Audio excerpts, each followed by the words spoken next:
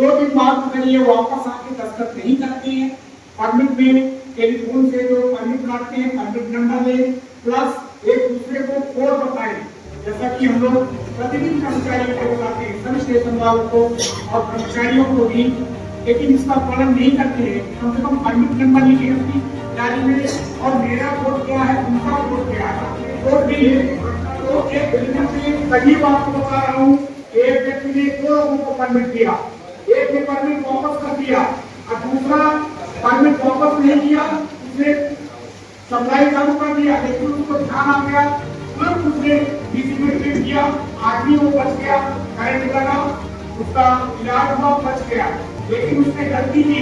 इसी तरह से अनेक सारे स्टेशनों में गलती हो जाती है, फिर किसी जगह छुपाया जाता है, नहीं किया, ऐसा नहीं किया, वैसा नहीं किया, और उसका जीवन तो चला गया। आज इस ज्ञान का विशेष ज्ञान के सब स्टेशन में कैंसिल करें या मान लीजिए उनकी डिग्री खत्म होती है तो दूसरे को डिग्री से आरक्षण करें। दूसरी बात यह है सब स्टेशन में जो भी छोटे मोटे उपकरण दिए जाते हैं, एक शिफ्ट वाला दूसरे शिफ्ट वाले को कहीं भी किसी स्टेशन में हैंड ओवर की प्रक्रिया को नहीं अपनाता। उपकरण के वो कांच और हेलमेट तीन का तो कम से कम नहीं पहना, और कोई भी चीज दुर्घटना हो जाती है तब फिर अपन कहते हैं कि नहीं हमने तो नहीं चालू किया, चाबी तो कर दिया, फंस गया या कहीं बच गया, इसका विषय क्या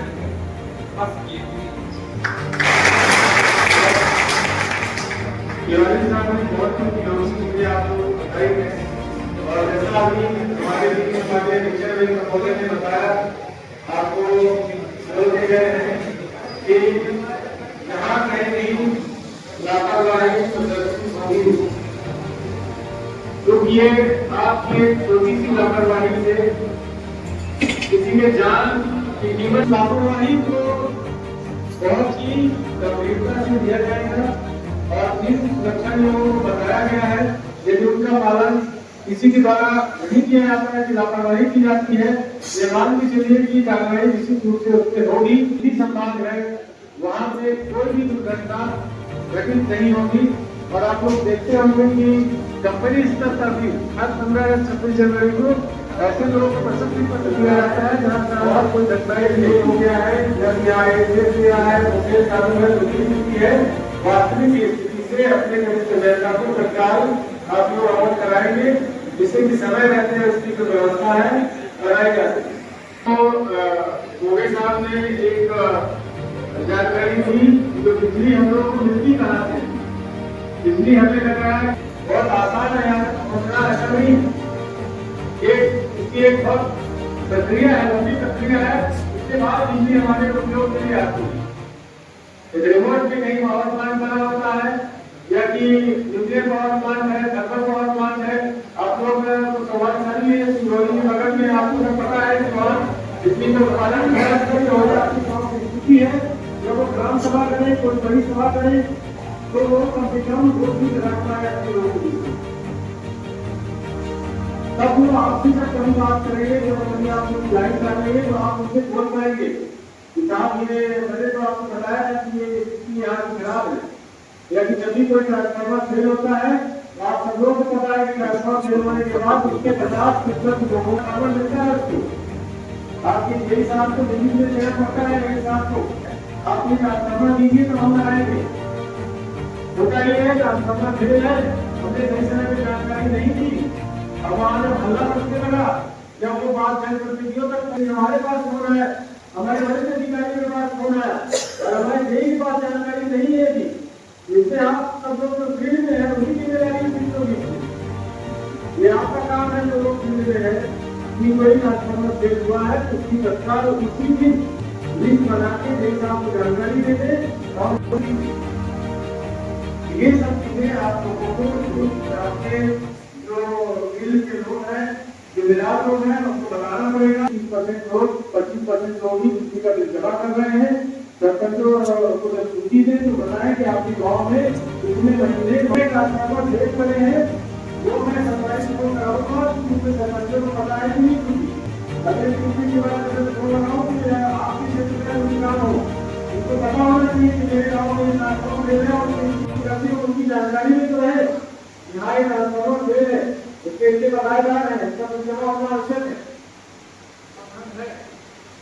तो हमारे राज्य में बहुत सारे लॉबिंग है, उनकी रिपोर्ट फील्ड से नहीं आई।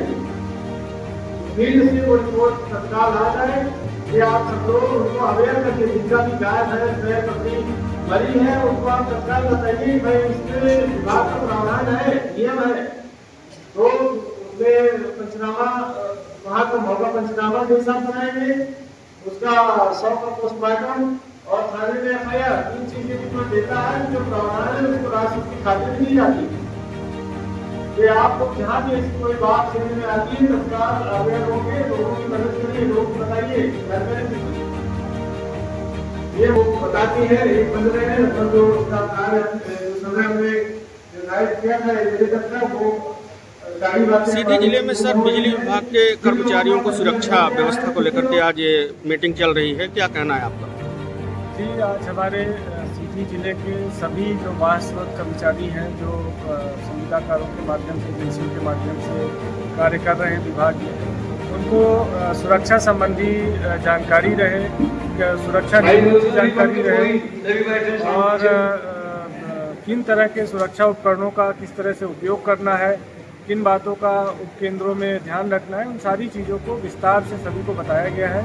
और अपेक्षा की गई कि यदि इन चीज़ों का हम पालन करेंगे तो आगे कोई घटना दुर्घटना की स्थिति न बने और सुरक्षित रूप से कार्य हो सके। सर, अभी बिजली विभाग के कर्मचारियों को सुरक्षा उपकरणों की कमी की वजह से चुरहट के पचोखर में एक घटना हुई, मझौली में घटना हुई, जो कि ट्रांसफार्मर पर काम कर रहे थे बिजली विभाग कर्मचारी, उनका घटना हो गई, इस पर क्या कहेंगे?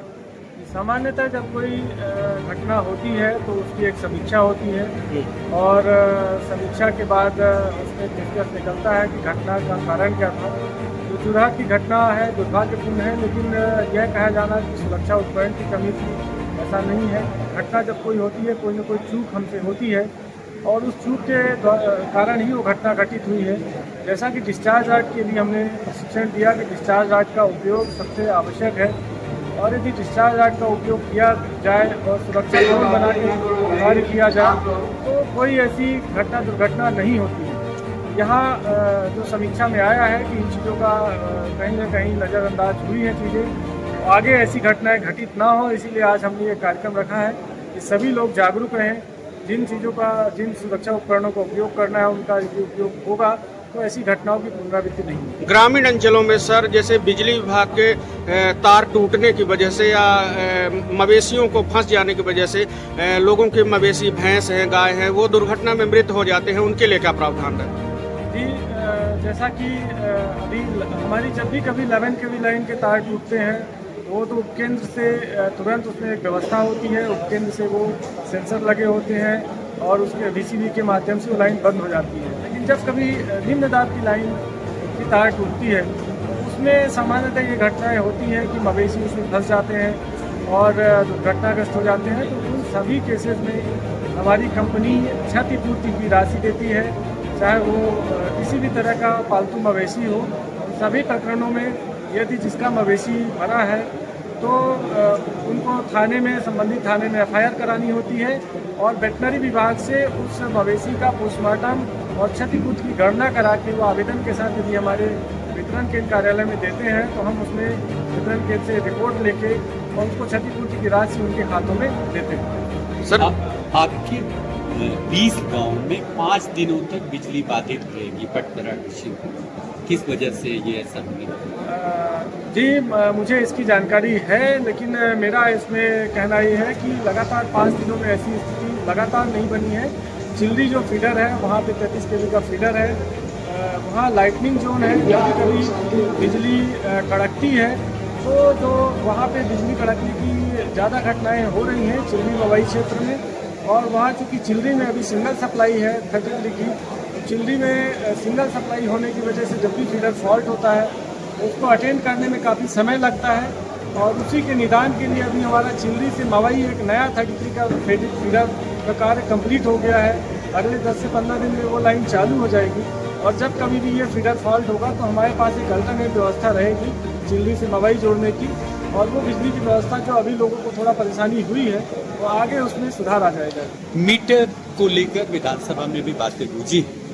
मीटर की वजह से जो उपभोक्ता हैं, उनको ज़्यादा बिजली का बिल आता है, कई तरह के फॉल्ट्स हैं और वो विदेशी हैं। क्या इस संबंध में आप क्या करना चाहते हैं? बिल्कुल, मैं आपको बताना चाहूँगा कि हमारे सीधी जिले में लगभग शहरी क्षेत्र सीधी में 25,000 बिजली के उपभोक्ता हैं और 25,000 बिजली के उपभोक्ताओं में से 24,000 उपभोक्ताओं के यहाँ स्मार्ट मीटर लग गया है और बड़े आराम से चल रहा है। बहुत खुशी लोग उसको बिजली का बिल अपना दे रहे हैं और बहुत लोग इसमें संतुष्ट हैं, क्योंकि अब स्मार्ट मीटर लग जाने के बाद से लोगों को उनके वास्तविक खपत का बिल ही मिल रहा है। और कई बार जो समस्या पहले आती थी कि 3 महीने 4 महीने तक रीडिंग नहीं हुई और 5वें महीने इकट्ठा बिल आ गया और बिल की समस्या आ गई, उन सब समस्याओं से अब सीधी जिले के जो शहरी क्षेत्र के लोग हैं कम से कम उनको उससे निजात मिल गई है। उनके द्वारा जो बिजली का उपयोग किया जाता है उसी का बिल उनको महीने के लास्ट में मिलता है और अब उपभोक्ताओं को अपने खपत की मॉनिटरिंग करने का भी ऑप्शन मिल गया है। तो अपने मोबाइल में मोबाइल ऐप के स्मार्ट बिजली ऐप के माध्यम से अपने जो मीटर में खपत बिजली का आकलन कहीं भी बैठ के कर सकते हैं। किराएदार यदि रखे हुए हैं, आपको लग रहा है कि बिजली का अनावश्यक दुरुपयोग हो रहा है, तो मकान मालिक किसी भी जिले में बैठ के अपने घर की खपत के आकलन, अपने घर की खपत की जानकारी वहाँ से प्राप्त कर सकता है। ये उपभोक्ताओं के लिए भी एक अच्छी सुविधा है। धन्यवाद सर।